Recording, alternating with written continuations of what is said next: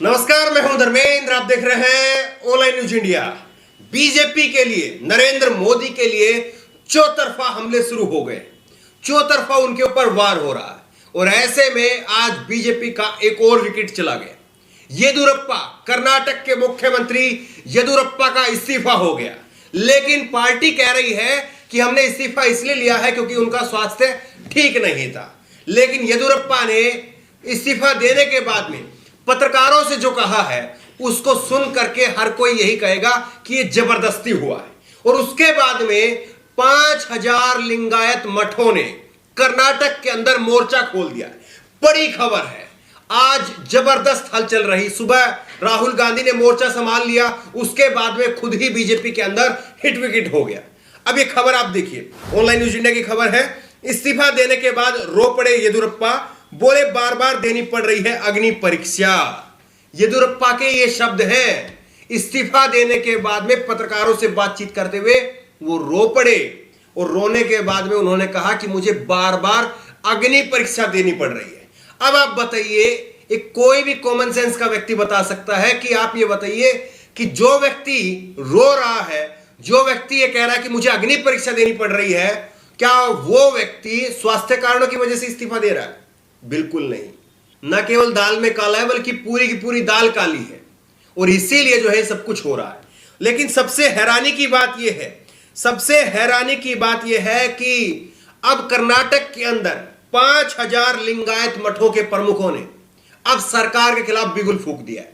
यह खबर आप देखिए, दैनिक भास्कर की यह खबर है। येदियुरप्पा के इस्तीफे से नाराज धर्माचार्य, कर्नाटक में 5000 लिंगायत मठों के प्रमुख बोले येदी को हटाना का फैसला गलत है, भाजपा को इसका नतीजा भुगतना पड़ेगा। ये 5000, एक दो नहीं, 150 नहीं, 1000 2000 नहीं, बल्कि 5000 लिंगायत मठों के प्रमुख ने सीधे सीधे मोदी सरकार को चेता दिया है कि आपका ये फैसला गलत है और आपको इसका खामियाजा भुगतना पड़ेगा। अब सबसे बड़ी बात यह है कि येदियुरप्पा लिंगायत समुदाय से आते हैं। कर्नाटक की 17% आबादी लिंगायत है। 24 विधानसभा सीटों पर 100 पर असर है। 100 सीटें ऐसी है कर्नाटक के अंदर जिनके ऊपर लिंगायत समुदाय का सीधा सीधा असर है और ये उसी समुदाय से आते थे। अब बीजेपी ने अपने पैर पर कुल्हाड़ी मार लिया, ऐसा लग रहा है। लेकिन ये पहली बार नहीं है कि बीजेपी ने कर्नाटक से येदियुरप्पा की छुट्टी की है, ये पहले भी किया है। पहले 2013 में भ्रष्टाचार के आरोपों को चलते उनको हटाया गया था।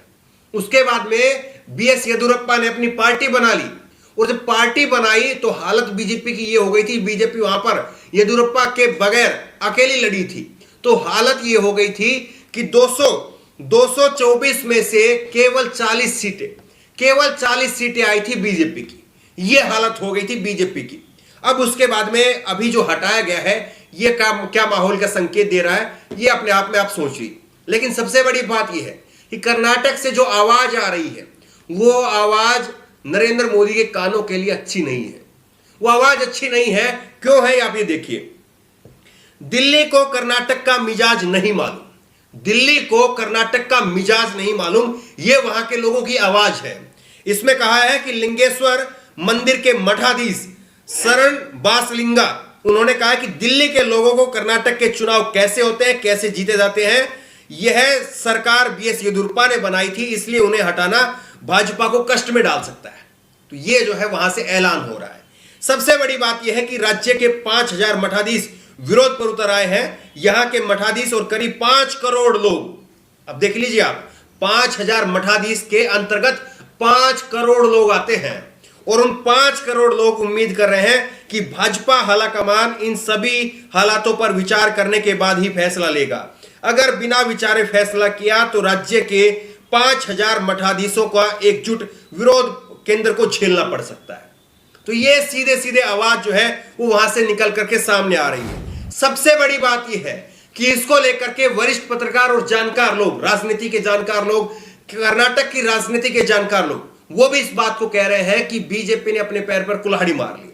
आप ये देखिए, दीपक शर्मा ने कहा है येदियुरप्पा यानी बीएसवाई यानी दक्षिण भारत की बीजेपी, इमरजेंसी से जेल इमरजेंसी में जेल में जाकर फिर वर्षों संघर्ष करके बीएसवाई ने बीजेपी को कर्नाटक में स्थापित किया और 2008 में वहां पर सरकार बनाई। आज उन्हीं को गुजरात लोबी ने मक्खी की तरह दूध से बाहर निकालकर फेंक दिया है। बीएसवाई का यूं जाना बीजेपी के पतन का कारण है। तो ये वरिष्ठ पत्रकारों की राय है, ये राजनीतिक जानकारों की राय है कि वहां पर बीजेपी, केवल कर्नाटक के अंदर बीजेपी स्ट्रांग है, वरना तमिलनाडु के अंदर जब भी नरेंद्र मोदी जाते हैं तो तमिलनाडु में नरेंद्र मोदी गो बैक इस तरह के हैशटैग ट्रेंड करने लगते हैं। और केरल में तो एक सीट भी नहीं जीती थी बीजेपी। तो यानी सुपड़ा साफ है। कर्नाटक के की बात कर लीजिए, अगर आप तमिलनाडु की बात कर लीजिए, केरल की बात कर लीजिए, सुपड़ा साफ है। केवल कर्नाटक ऐसा था जिसमें बीएस येदियुरप्पा की वजह से पार्टी टिकी हुई थी, लेकिन अब यह साफ हो गया है कि किस तरह से हो रहा है। दीपक शर्मा ने एक और ट्वीट किया, येदियुरप्पा को शिखर पर अडवाणी ले गए, वसुंधरा और शिवराज को सीएम की सीट पर अडवाणी ने स्थापित किया। ये नेता दरअसल अडवाणी अटल के शिष्य माने गए, जिन्हें गुजरात लोबी ने अलग अलग कारणों से कभी स्वीकार नहीं किया। सच ये है कि न्यू इंडिया बने न बने, न्यू बीजेपी धीरे धीरे सबके सामने है। न्यू इंडिया की बात हो रही थी, लेकिन न्यू इंडिया तो नहीं हो पाई।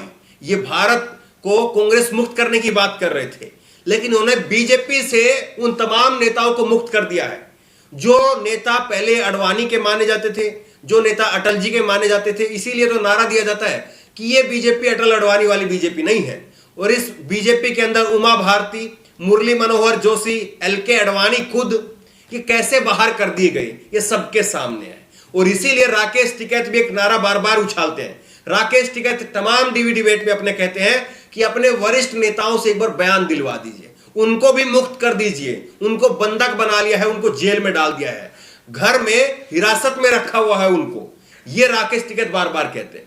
तो यानी मतलब बिल्कुल साफ है कि बीजेपी में केवल मोदी और अमित शाह, जिसको वो पसंद करेंगे वही बीजेपी है, जिसको वो पसंद नहीं करेंगे वो बीजेपी नहीं है।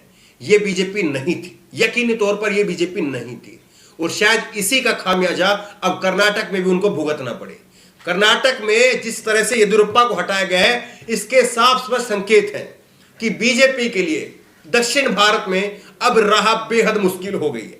अब सवाल यह है कि जिस तरह से लगातार नरेंद्र मोदी की घेराबंदी हो रही है और अब उनके खुद के घर में फूट पड़ गई है। आपने उत्तराखंड में 2 मुख्यमंत्री बदले, आपने इसके बाद में कर्नाटक में मुख्यमंत्री बदल दिया, हरियाणा में मनोहर लाल खट्टर के खिलाफ विरोध है, गुजरात में विजय रूपाणी के खिलाफ विरोध है, नीतीश कुमार का वहां पर जबरदस्त विरोध है। किसको बदलेंगे, किसको बदलेंगे, सवाल ये है, सवाल यही है। और लगातार जिस तरह से नरेंद्र मोदी की सरकार सवालों के कटघरे में है, तो सवाल यह है कि सरकार कब तक रह पाएगी। क्योंकि धीरे धीरे पार्टी के अंदर जितने भी नेता हैं वो कहते हैं कि हमारा दम घुट रहा है। पार्टी के नेताओं के ऊपर यह आरोप लगते हैं। सवाल यह है कि जिस तरह से येदियुरप्पा का इस्तीफा लिया गया है, क्या आपको ऐसा लगता है कि इसके बाद में कर्नाटक में वाकई बीजेपी का खात्मा हो जाएगा, दक्षिण भारत में बीजेपी का सुपड़ा साफ हो जाएगा, या आपको लगता है कि नहीं सब कुछ मैनेज हो जाएगा? आपकी राय क्या है नीचे कमेंट बॉक्स में अपनी राय जरूर दें। और इसी तरह की तमाम खबरों के लिए ऑनलाइन न्यूज इंडिया को सब्सक्राइब करें, साथ में जो बेल आइकन है घंटी उसको जरूर दबाएं, ताकि जैसे कि वीडियो अपलोड करें उसकी नोटिफिकेशन आपको तुरंत मिल सके। धन्यवाद। इस खबर को अभी लाइक करें, शेयर करें, अभी चैनल को सब्सक्राइब करें और घंटी जरूर दबाएं।